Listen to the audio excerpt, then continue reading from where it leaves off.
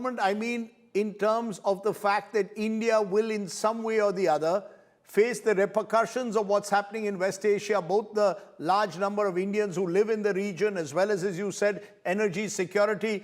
But therefore, what role precisely do you see Shashi Tharoor, India playing? Because your own party, the Congress, has once again raised questions over strategic autonomy because the United States is saying they will allow India to have a 30-day waiver when it comes to purchases of oil from Russia. Your own party seems to suggest that this is India's strategic autonomy being diluted by Washington, Washington playing the big bully or the superpower in a way. Do you agree that India, in a way, needs to send a tougher message to Washington that, look, we are not going to follow your diktats?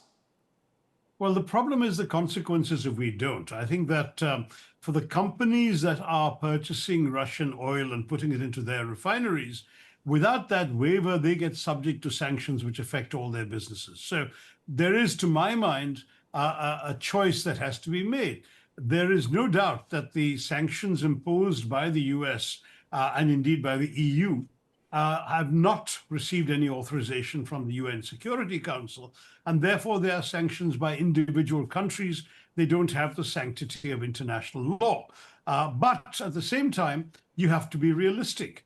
If the sanctions mean that your companies will risk being frozen out of the world markets, frozen out of the American or European markets, then you won't want to buy Russian oil because your companies have an interest in being able to function that way.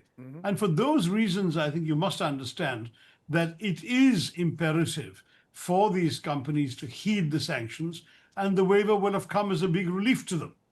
With that waiver, they can openly purchase for those 30 days, knowing that those purchases will be exempt from any negative consequences for their companies.